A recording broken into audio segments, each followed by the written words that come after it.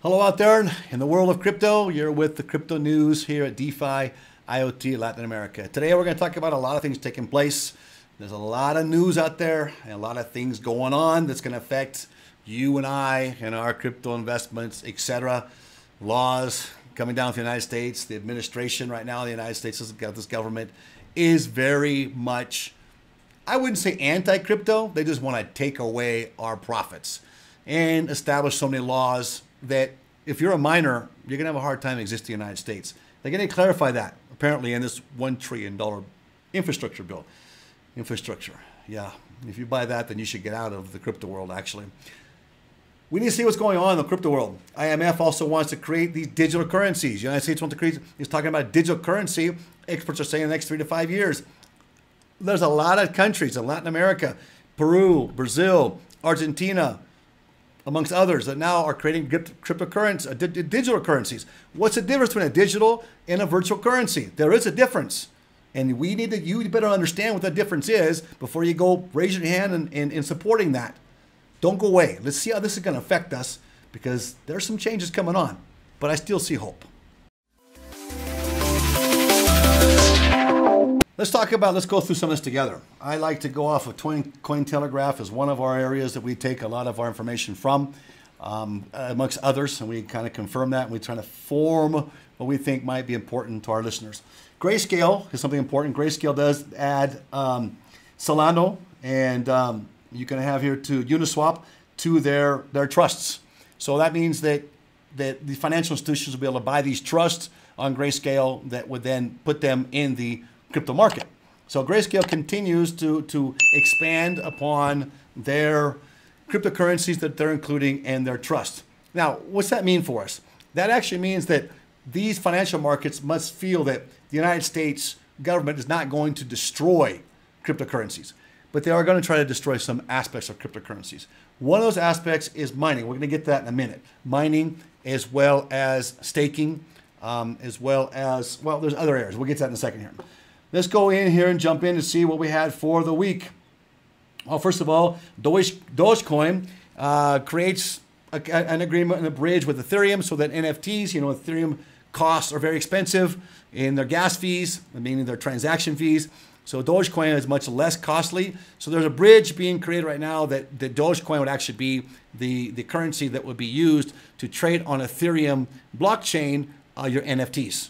So your sale and purchases and to get in and qualify. So it makes the NFT sale, the market actually expand even more. Now, there are some here, and we're talking about NFTs, I want to jump back over here.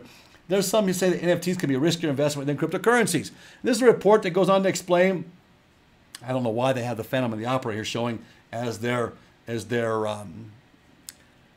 mask being revealing the ugliness of it, I guess, or hiding the ugliness of it. Because actually, if you look at this and you read this market, investors who survive the 2008 financial crisis understand the importance of liquidity.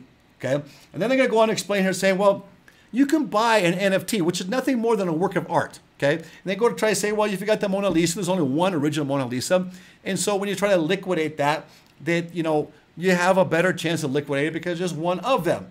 Well, that's a bunch of hog poo-poo, because there's only one Mona Lisa and it costs so much money. I'm not sure what the value is today, but I'm sure it's in the millions of dollars. If you got one Mona Lisa, you don't have a bunch of people out there that want to buy a doggone Mona Lisa. I mean, they might, but your market's going to be smaller. It's not going to be liquid. So it's the same as in any art. When you buy an art, you don't be buying art to actually maybe preserve value, but you understand that that market doesn't have a huge liquidity in it. That's why there's auction blocks and things of that nature, but they aren't huge liquidity. You might go to an auction block and see a handful of people, relatively speaking, voting or actually bidding on one piece of art. So when you're talking about not being enough liquidity in NFTs, that's not the purpose of NFTs. NFTs is you buy it, and maybe you're going to hold money there and think it's going to go up in value, but I'll tell you something right now, you're talking about a boom. You want an NFT, you're buying it because you like it. I buy art because I like the art. I put it on my wall. And maybe one day, if I need it, I'm financially burdened, or my children who inherit my art, then they can sell it and liquidate it, and they get something back out of it. It holds some sort of value to it. But it's better than the dollar. It doesn't nearly isn't an inflation hedge, but it's generally speaking, property is a better inflation hedge. in the past than art is. And so we always knew that art never had a huge liquidity market. So to go in and say, well, be careful because NFTs, you don't have much liquidity as you do in a lot of cryptocurrencies. Well, yeah, that's right.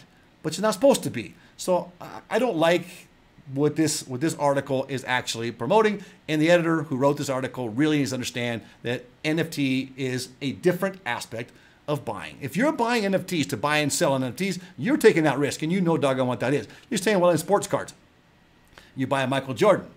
But you don't get when you go to sell your Michael Jordan, you can't sell Michael Jordan, and you have to buy a Tiger Woods for trading. Well, that's your choice. Otherwise, you sit on that until you can find, whoever you want to trade a Michael Jordan for, right? That's how it always worked, even in trading, in sports cards trading. I know that because my kids collect sports cards. So, let's get real. And when we're talking about these markets, you got a lot of doomsdayers out there, a lot of people anti-decentralization, anti-DeFi, that don't want to see this because they are supportive of the normal financial institution that exists, and they don't know any different, and that's the majority of people, unfortunately. Let's go on to see now what people are supporting, and it should scare us greatly, those of us who really understand blockchain and the crypto world and DeFi and what it stands for and why Bitcoin was created. Let's jump in here. Let's keep going down here.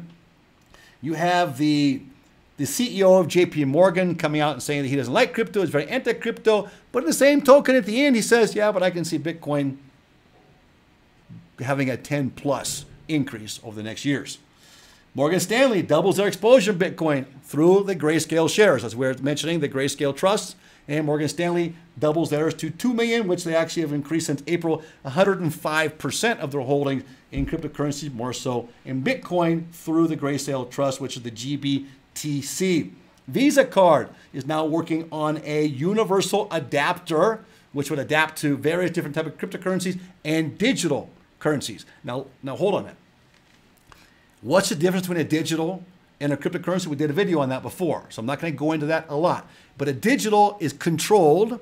It's not quite as private, and everything from point A, user A, to user B is known to the organization or the institution that controls that digital currency, right? So if it's a country and it's our central bank, they know everything about you. It's the KYC. They know everything. And in digital, here's your danger.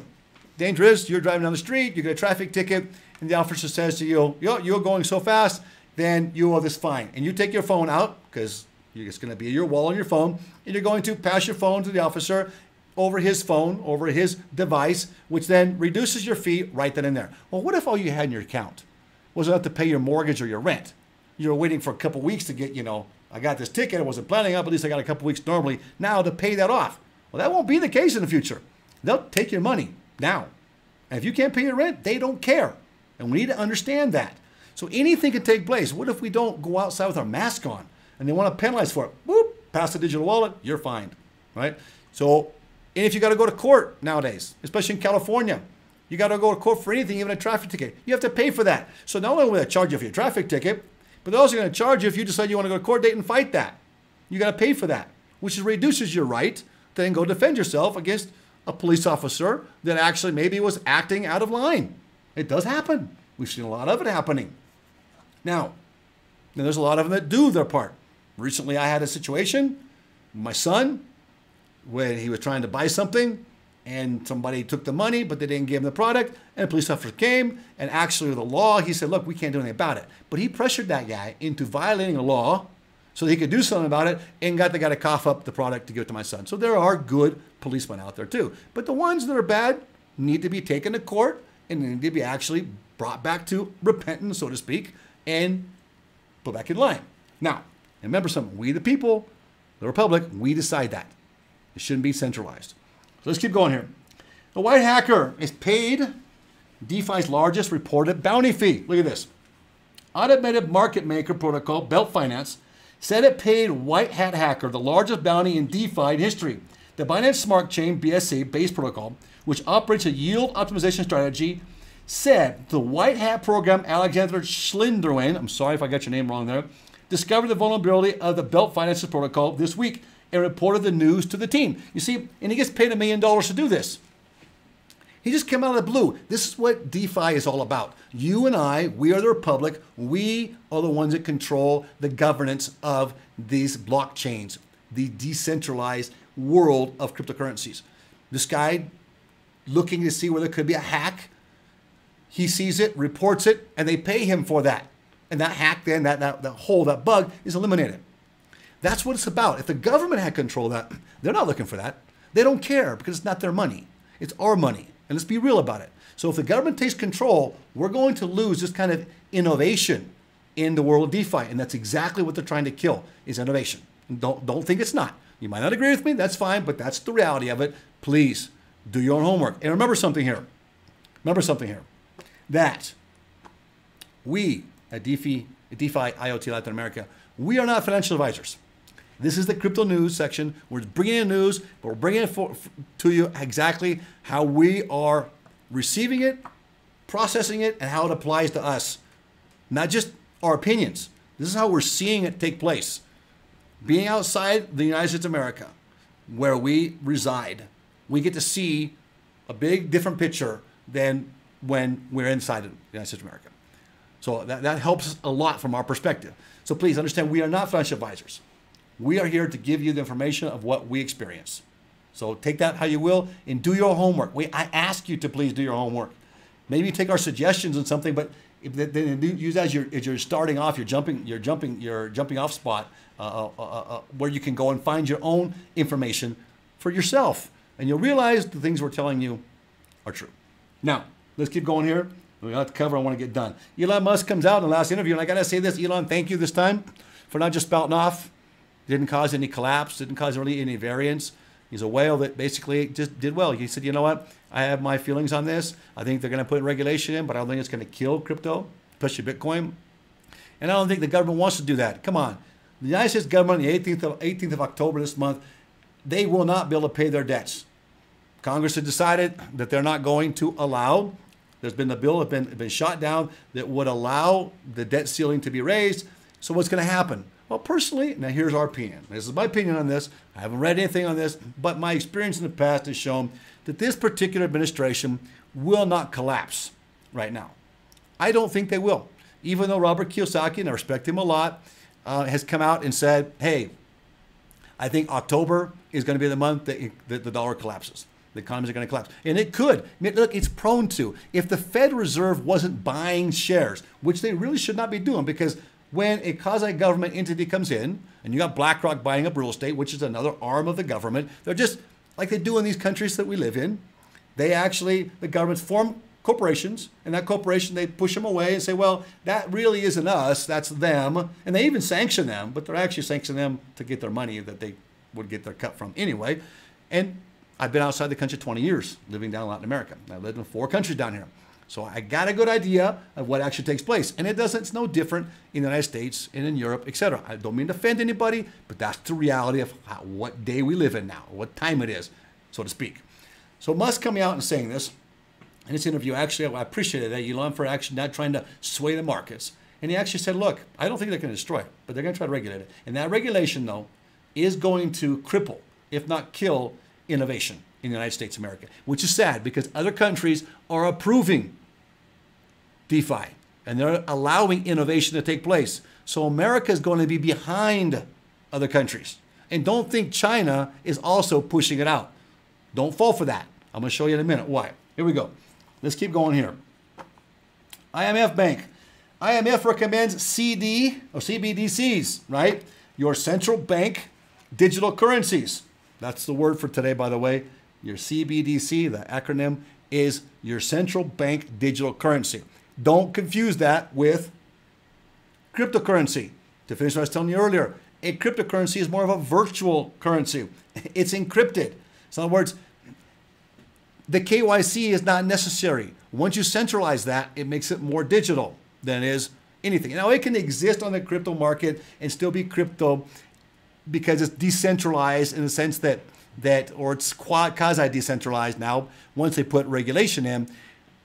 And it can exist in a crypto market and not be a digital asset because it's still global, right? It's not just confined to the institution or the company that handles that digital asset. But it's not, you cannot go into and say, okay, I'm going to charge you now for this. It's protected. It's private property, and that's yours. Whereas digital currency is not considered private property. Currency is considered the property of the country. That's why if you see any destruction, like on the US dollar, if you destroy it, you're held liable for that. Fines or even jail time if you destroy a US currency, because it's not yours. Remember, it's a promissory note. That's something you're supposed to be able to change that for, which was gold up until the early 70s. But now that currency just is something that we go on good faith. But really, we should be giving a good eye at how much has been printed in that dollar, what it's really worth. Is it really worth more than the Venezuelan currencies? No, it's not.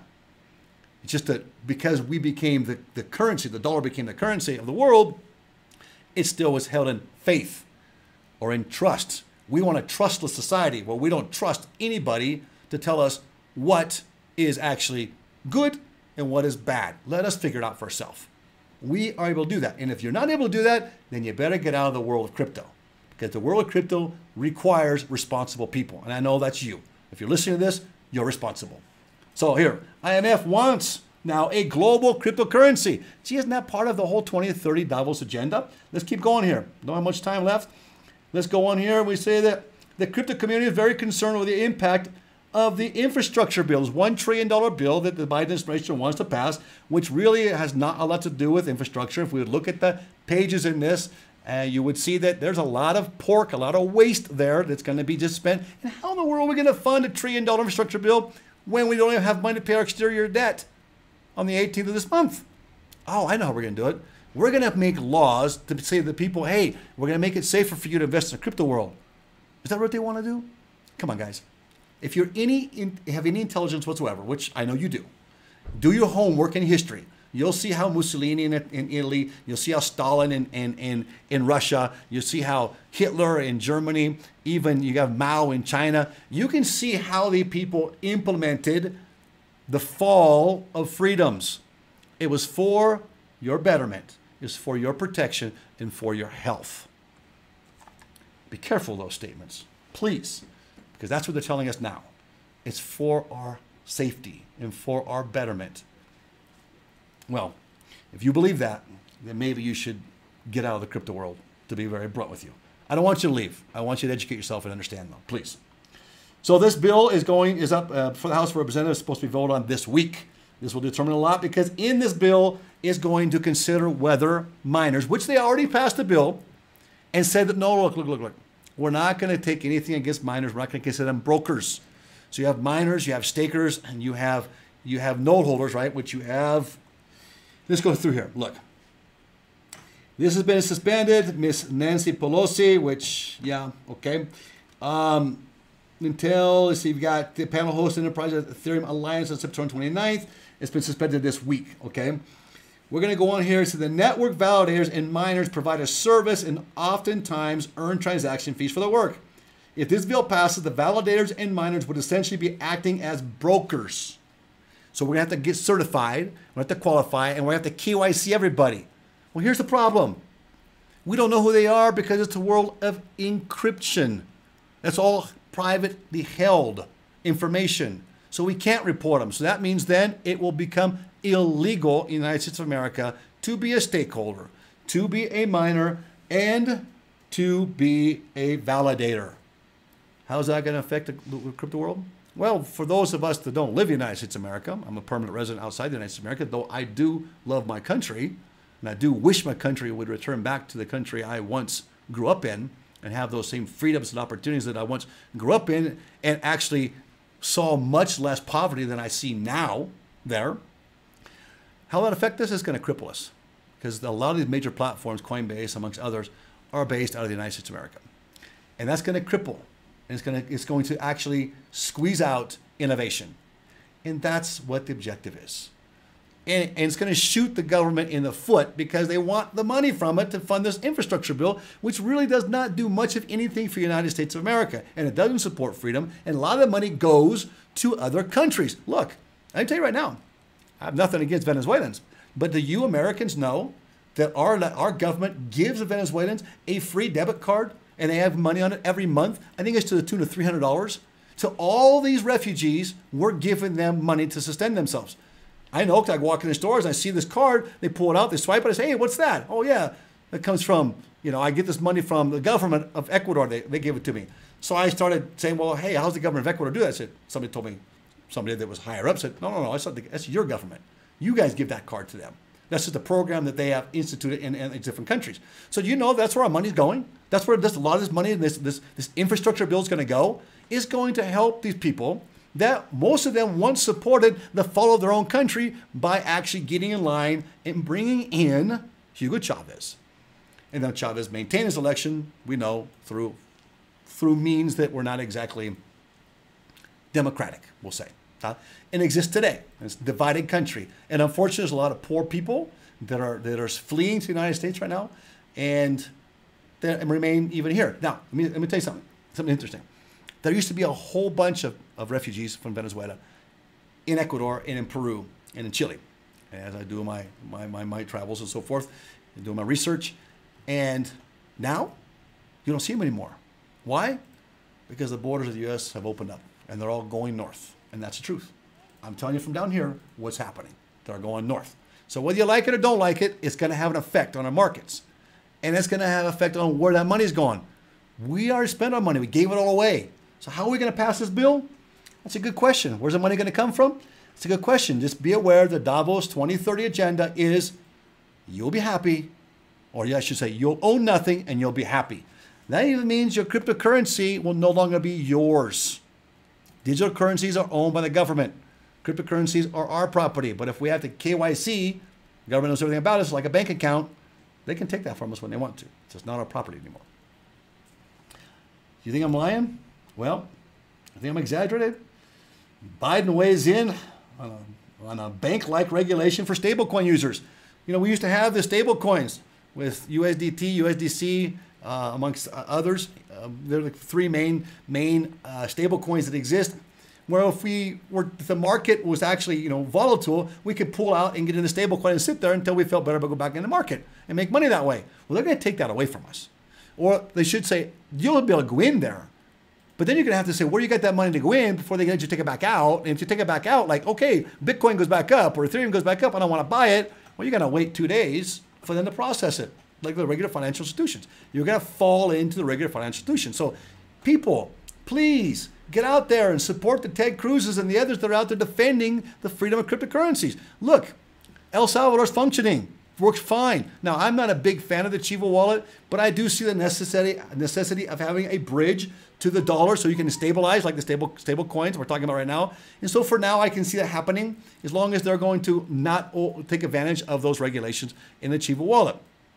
Now, honestly, I haven't studied completely the Chivo wallet, just in brief, but it's functioning and people are signing up for it. And this will help El Salvador rights. And actually, El Salvador mining is actually using the volcano energy. The first mining have started out just recently, this last weeks, and you're starting to see miners go there. So if you see mining become illegal, it won't make it illegal. They won't say it's illegal because that would violate the Constitution. You have a right to do whatever you want to in the United States, so long as you're not out violating laws already established like drug sales, etc. Except for big pharmaceutical companies, that's a different story. But we know that if they pass these laws and say that miners are a broker, it will become illegal because it's impossible to KYC because it's encrypted. Okay. So then, where are the people going to go? Where are the people going from China right now? They're all looking for places that will receive them. And mark my word on this, there will exist places that will receive us and that will allow people to maintain DeFi, at least to a majority of the degree. And with that, we'll still have a world of DeFi that's 100% governed by us, the global republic. So stablecoin are under attack. USDC, USDT, as well as Tether. Tether being the largest. And they want to stabilize that. In other words, they want to regulate it. They want to know everybody's there. So you get your money in, good luck getting it back out. Okay, I've had that problem before, not in crypto, but I've had it before in regular banks. So here we go. Korean crypto exchange. Okay. Upbit the halt on withdrawals of unverified users. In other words, hey, we got a platform, we did regulation, we got money in there now. They'll all say, wait. You are unverified. We don't know about you. Where'd you get that money from? So now they halted the money in that platform. And that's what I'm talking about. Here's a prime example of what's taking place right now. Just do your own homework, please. Actions speak. China crypto ban may reveal a digital yuan, a CBDC, for China. Well, it's already advanced in that development, by the way, if you just do homework on that. Federal High Court of Nigeria approves an e-Naira CBDC rollout, a digital currency, coming out now in Nigeria. Let's keep going here. Brazil, they're going to implement tightened penalties for crypto-related financial crimes. That's good. That's good. And let's have a little bit there so the courts can recognize that, hey, that's legit, like in Texas, or that's what they're doing right now. And I pray, Texas, Ted Cruz, please, you guys, when you pass your laws and change your legislature there, your constitution, please allow the market to be DeFi. Just allow it enough to where if somebody violates those rules, that they're held accountable for it. That's how it should be. Please don't overextend. Florida, we know that you and other states are considering the same. Please do consider it, but please allow those laws to allow us to be innovative. And if we can do that, the world, there is no ceiling of hope that can bring for the poor and the middle class. And that's what we want, but that's what the elite don't want. Brazil now also, by the way, has mentioned their digital currency, their nation digital currency.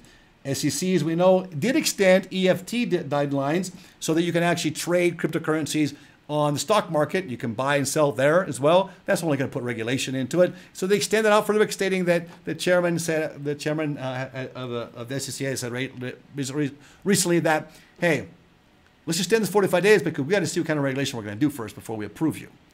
Looks like they will approve it though, but I don't think that's all that good. It's going to give a buoyancy to the currencies being approved already, like we mentioned already, Ethereum, Cardano, and Bitcoin especially, because they're saying, well, it's kind of outside the scope. Well, for now they're saying that, but they'll get back around to it. I'm almost sure that's going to happen. The thing is because it's so decentralized, cryptocurrency is, and they stayed away from staking, it's all things mining, that it will actually hold its store value. Now, what's going to happen to it, in 80 years, 100 years? What's going to happen to Bitcoin then? Well, it might have wraps and so forth. So I mean, it does have a point where it stops mining, and therefore you're not going to have the support of the algorithm anymore. The blockchain then will actually have its problems. Could collapse. But I think that there's enough there in the community that they'll probably do something to extend the mining. And actually, I would think if I was a whale, I'd put money back in, allow the mining to exist so that we can maintain our system. Now, if we open up the limit on Bitcoin, obviously it's going to lose its value. But maybe we need to do something like that. Maybe there needs to be more Bitcoin in the future. But keep this in mind. Even though Bitcoin was structured by Satoshi Nakamoto to replace the dollar, it's not set up to where it can. Ethereum, Cardano, and others are more set up, Algorand are more set up to where they can actually become a currency of the world. And they are trying to get into countries now, and some are in countries now actually becoming and stabilizing their currencies. Let's go on here to finish up. El Salvador is having some great success. Amongst you've got those that basically are the anti-Bitcoin, anti-crypto, because they want to get the president, Bukele, out of office. He's actually done a pretty good job on this.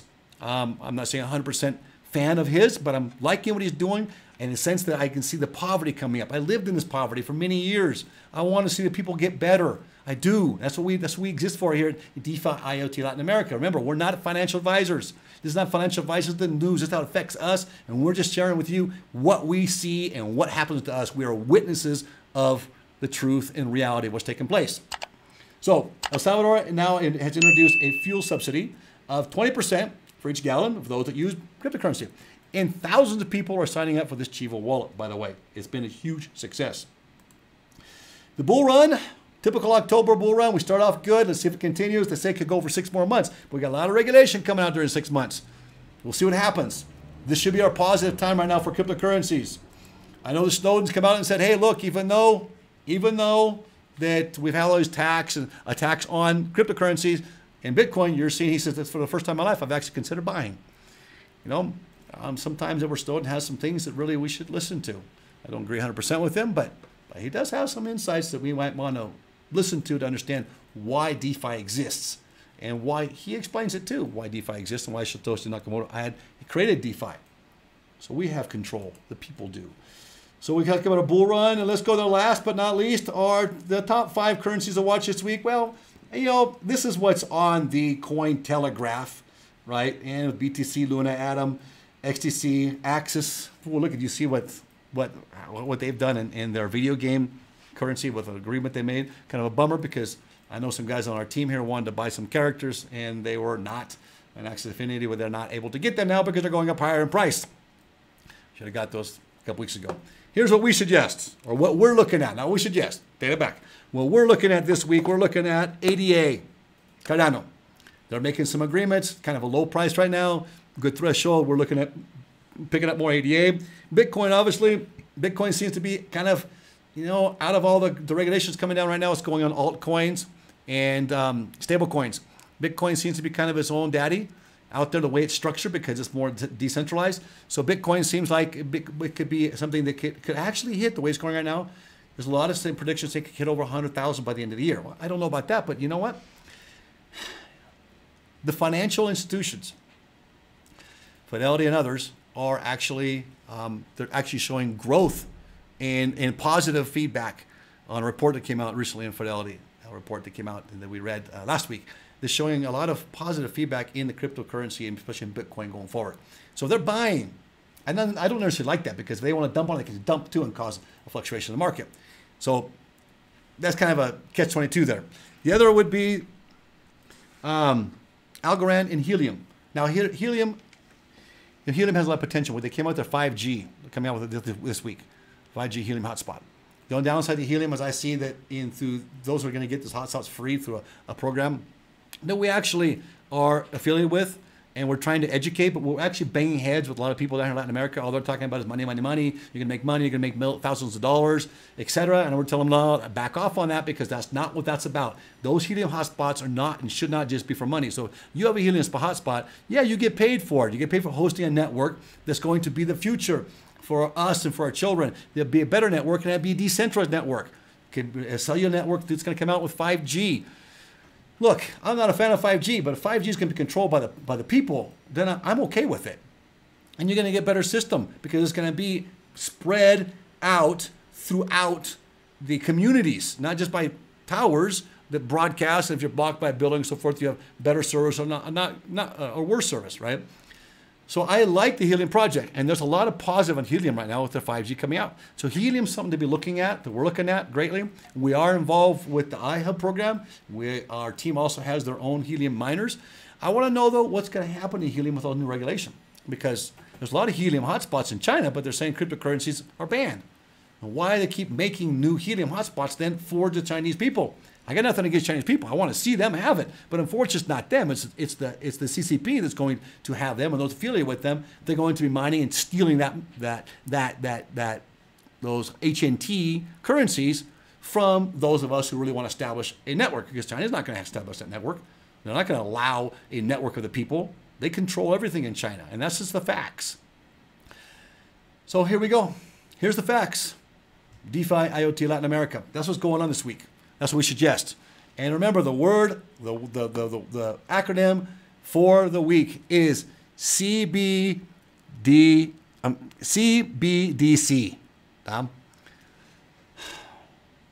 Central bank digital currency. It's not what we want if we support blockchain and DeFi. I know some of you out there, they say, yeah, we have regulation, so I feel better. Grow up. Become responsible. Do your homework. Here we tell you, we're going to do our homework. We're going to share with you what we know. But don't believe everything we tell you. Take from that and figure it out for yourself. Go out and study for yourself. Responsibility is individual. And a republic exists on responsible freedom. And that's what we support here at DeFi IoT Latin America. If you like what we do, and if you want to stay with us as we go through all these new rules coming out and try to guide you through it and how you can get through this and survive, and we can maintain our world of blockchain and the future it offers us, then hit the bell, please. Subscribe, give us a thumbs up, write a quick message so that it hits the algorithm of YouTube so we get our message out there. We're here to educate. We're giving you our experience from how we experience it and the reality of the results. DeFi, IoT Latin America. We'll see you next Monday. Tomorrow, stay tuned for our HNT Helium and iHub Global update. We have new numbers out. A lot of discrepancy on that. And we're seeing a lot of Latin people saying, you're going to make thousands of dollars. You're going to make some money, but let's get real with it. So we support the program. And we don't have a lot of people just dump their systems later and unplug their hotspots later. We don't want that. So let's educate ourselves on what HNT or what the Helium program is about, please. Tomorrow, don't miss our segment on that. And next Monday, we'll come back to you with more crypto news, DeFi, IoT Latin America. We'll see you tomorrow.